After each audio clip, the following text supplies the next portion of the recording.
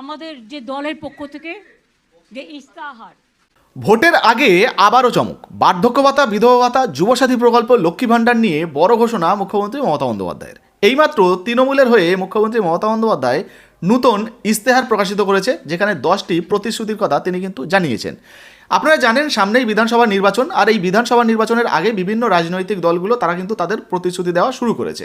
যেমন এর আগেও আপনাদেরকে কিন্তু বিরোধী যে দলগুলো ছিল তারা কি কি ঘোষণা করেছে সেগুলো জানিয়েছিলাম। যাই হোক, এবারে মুখ্যমন্ত্রী মমতা বন্দ্যোপাধ্যায় নূতন ইস্তেহার প্রকাশিত করেছে, যেখানে কিন্তু 10টি প্রতিশ্রুতির কথা তিনি জানিয়েছেন। চলুন আজকে এক এক করে লাইভে সেই সমস্ত 10টি প্রতিশ্রুতি আপনাদেরকে দেখিয়ে দিই। তবে আপনাদের কাছে অনুরোধ রাখবো, ভিডিওটা কোনো রাজনৈতিক প্রেক্ষাপটে না দেখে তথ্যমূলকভাবে দেখবেন, কারণ আমাদের চ্যানেলে আমরা কোনো রাজনৈতিক প্রচার করি না, কোনো রাজনৈতিক দলের সঙ্গে আমরা কিন্তু যুক্ত নই। সাধারণ মানুষদের উপকারে আসবে যে সমস্ত ঘোষণাগুলো হয়, প্রতিনিয়ত আমরা কিন্তু সেই সমস্ত তথ্যগুলো আপনাদেরকে দিয়ে থাকি, আপনারা জানেন। চলুন এবার লাইভে কি কি ঘোষণা হয়েছে আপনাদেরকে একটু শুনিয়ে দিই। আগামী দিন আমরা অলরেডি 1,20,00,000 মতো বাড়ি দিয়েছি, কাঁচা বাড়ি। টাকা বন্ধ করে দেওয়া সত্ত্বেও এই 2 মাসেও 50 লক্ষ বাড়ির টাকা, 30 লক্ষ বাড়ির টাকা দেওয়া হয়েছে। 20 + 12 32 প্লাস মাইনরিটি ডিপার্টমেন্ট আছে, আরবান আছে, সব যদি নেন 50 দেওয়া হয়েছে। 1,20,30,00,000 বাড়ি আমরা করে দিয়েছি। আমরা যখন ক্ষমতায় আসি পানীয় জল বাড়িতে বাড়িতে পৌঁছাতো, তার সংখ্যা ছিল 2 লাখ। এখন সেটা 1 কোটিতে গিয়ে পৌঁছেছে। আগামী 2-1 বছরের মধ্যে আমরা চাইব সবার বাড়িতে পানীয় জলের কানেকশন পৌঁছে যাক। মোদী সরকার টাকা বন্ধ করে রেখেছে, আমরা টাকা জোগাড় করব। 3 হচ্ছে, যেটুকু বাড়ি বাকি থাকবে আমরা আগামী দিন প্রত্যেকের কাঁচা বাড়ি পাকা করে দেব। এগুলো আমাদের অঙ্গীকার। বিধবা ভাতা এবং বয়স্ক ভাতা কিছু বাকি আছে। আমাদের একটা সার্ভে চলছে, কারণ আপনারা জানেন যে অনেকে মারা যায়, কাজেই সেটা দেখতে হবে। দেখে বাদবাকিগুলো আমরা টাইম টু টাইম বিধবা ভাতা এবং বয়স্ক ভাতাদের যেটা বাকি আছে সেটাও আমরা করে দেব। এটা জাস্ট সংক্ষেপে আপনাদের কাছে একটা অঙ্গীকার বলছি, যদিও এগুলো ম্যাক্সিমাম করে দেওয়া হয়েছে। লক্ষ্মীর ভাণ্ডার বৃদ্ধি আমরা করেছি এবং বলে দিয়েছি সারা জীবন লক্ষ্মীর ভাণ্ডার পাবে। যদি কেউ বলে আমরা করব, তারা ভোটের সময় বলবে কিন্তু পরে করবে না, কিন্তু আমরা করে দেখিয়েছি এবং 1 মাস আগেই করিয়ে দিয়েছি।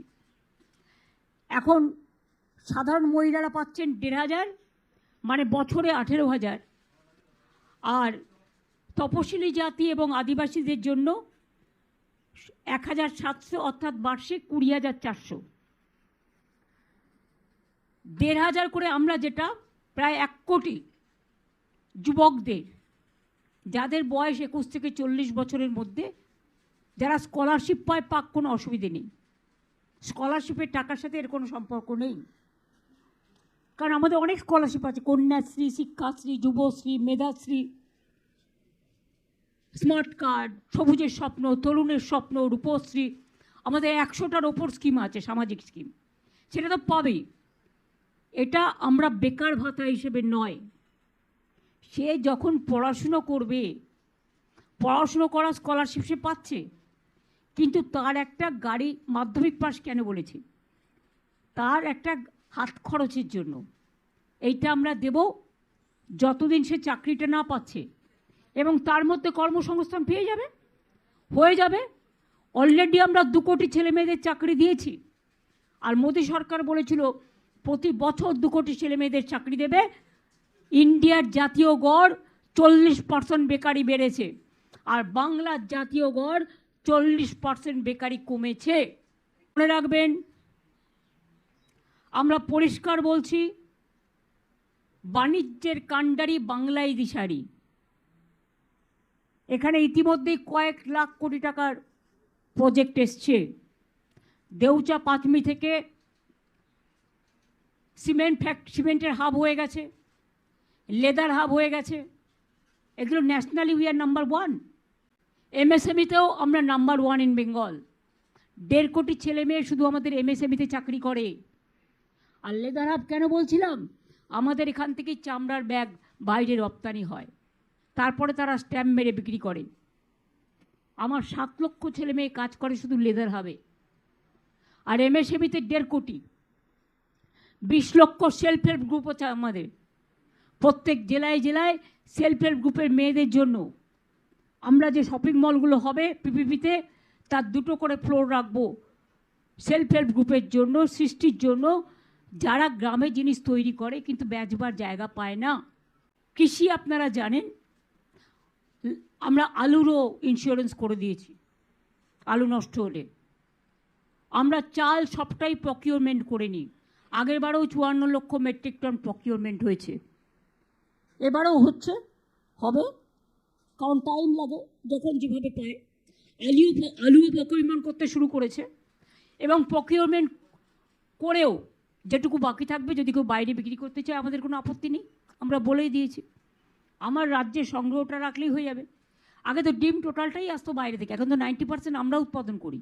বাজেটে কৃষি, কৃষকের হাসি, নিশ্চিন্ত বাসস্থান, চিন্তার অবসান। বাসস্থান সবাইকেই দেয়া হবে, ঘরে ঘরে নল, পরিশ্রুত পানীয় জল। এবার আমরা দুয়ারে চিকিৎসা করব।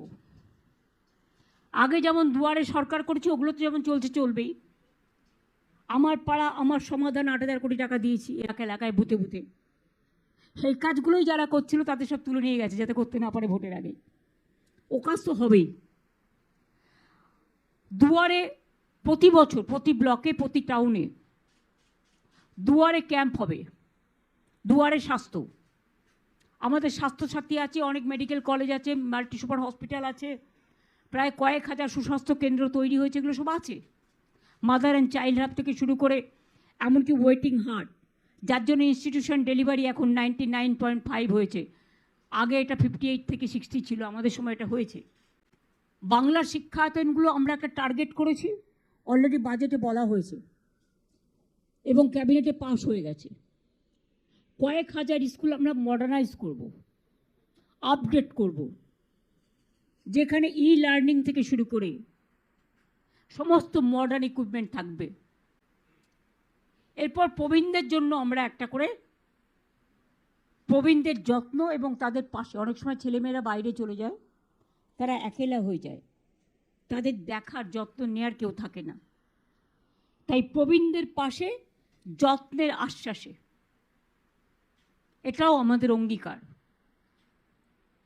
আর প্রশাসনিক সুবিধার জন্য আমরা যদিও অনেকগুলো নতুন জেলা করেছি, প্রায় 7টা, আগামী দিনেও আমরা 7 থেকে 10টা নতুন জেলা করব। অনেক ব্লক সাব ডিভিশন নতুন করে তৈরি হবে। সামগ্রিক ভৌগোলিক পরিস্থিতি বিচার করে পুনর্গঠনের মাধ্যমে আরও অনেকগুলো পৌরসভাও তৈরি হবে, যাতে মানুষ ঘরের সামনে তার পরিষেবাটা পেতে পারে। এটা আমাদের 10টা অঙ্গীকার দেয়া আছে। তো দেখতেই পেলেন বন্ধুরা, মুখ্যমন্ত্রী মমতা বন্দ্যোপাধ্যায় তিনি কিন্তু লাইভে আজকে এইমাত্র নূতন প্রতিশ্রুতির কথা জানিয়েছেন, 10টি ঘোষণা করেছেন এবং নূতন ইশতেহার কিন্তু প্রকাশিত করেছেন। তো এই বিষয়ে আপনার যদি নিজস্ব কোনো মন্তব্য মতামত থাকে অবশ্যই কমেন্ট সেকশনে কমেন্ট করে জানাবেন। আর হ্যাঁ, ভিডিও ভালো লাগলে অবশ্যই একটা লাইক দিয়ে আমাদের চ্যানেলটাকে সাবস্ক্রাইব করে রাখবেন এই ধরনের গুরুত্বপূর্ণ ভিডিও সবার আগে পাওয়ার জন্য। আর যে সমস্ত বন্ধুরা ফেসবুক থেকে দেখছেন এখনও পর্যন্ত আমাদের পেজটাকে ফলো করেননি, ঝটপট আমাদের এই ফেসবুক পেজটিকে ফলো করে আমাদের পাশে থাকুন। আর ভিডিওটা কিন্তু শেয়ার করতে ভুলবেন না, একটা লাইক দিয়ে যাবেন। ধন্যবাদ।